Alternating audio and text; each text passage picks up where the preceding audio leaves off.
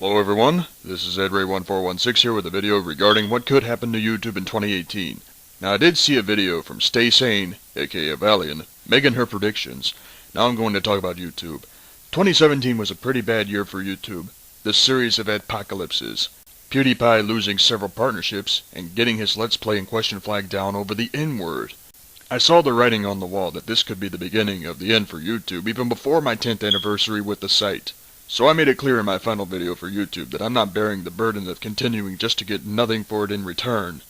Now Stay Sane predicted that if more advertisers pull out of YouTube, YouTube may have to start charging users $20 a month to continue uploading content on the site. Now that would be worse if you have to pay to subscribe to a channel as well. YouTube Red was created initially for channels that had monetization from advertisement after a lot of people complained about ads up the butt on YouTube. I don't blame those people because I'm a supporter of AdBlock. The only reason why I whitelisted Vidly is because they deserve all the ads. They need it to survive. That's their primary form of income. Donations are secondary, but if anyone has a Bitcoin to drop, do it now before the Bitcoin bubble burst. As for what will happen in 2018, yes, YouTube will likely implement changes where all users have to pay to upload content and then pay extra to subscribe to someone. If that's not enough to convince you to quit YouTube, then consider this. Anyone that monetizes their video and their channel is small, they'll get pennies on the dollar compared to Boogie2988, Markiplier, or even PewDiePie. Is that fair to the small channels that busted their rear ends for several years to try and expand their channel? No. It's bad enough that YouTube One channel is still in effect.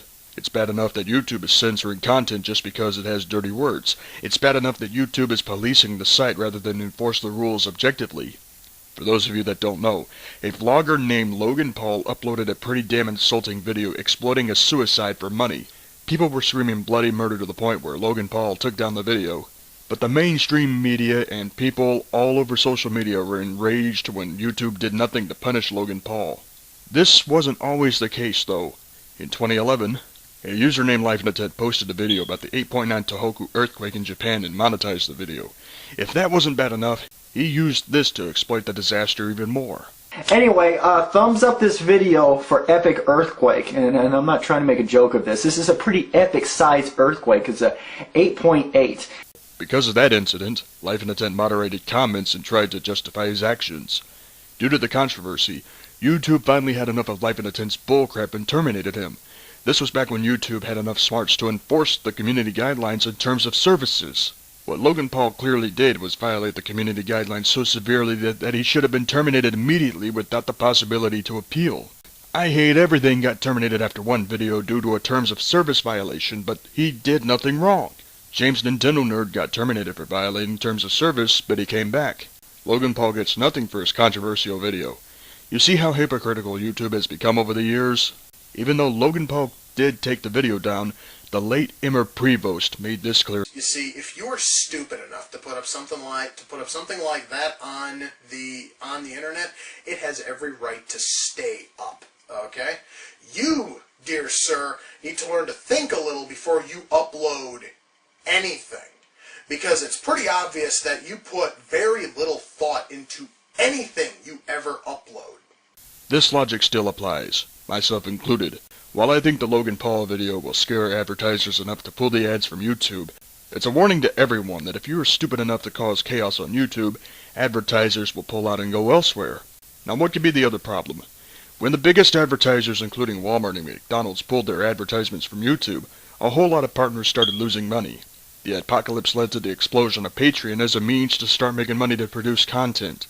However, YouTube could come up with a concept and steal the entire Patreon formula as a means for YouTube partners to get paid by their fans. Not that it wouldn't be a bad idea, but YouTube would likely take a bigger cut than what Patreon would take. Then you contend with taxes from those donations and have a real winner. Would YouTube do something like this? We'll just wait and see. If you think things on YouTube couldn't possibly get any worse, it probably will. If the veterans of YouTube from 2006 to 2010 start leaving YouTube, that's going to throw YouTube into bankruptcy. Google might as well sell YouTube back to Steve Chen, Chad Hurley, and Jawed for a fraction of what they paid to buy the site from the three entrepreneurs in 2006. But seriously, changes are going to happen. For the people that do not consider alternatives and use other upload sites to the network, you can kiss your ambitions goodbye.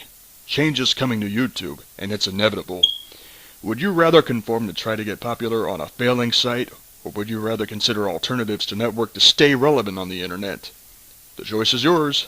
Anyway, I'm Edray, and I'm out of here.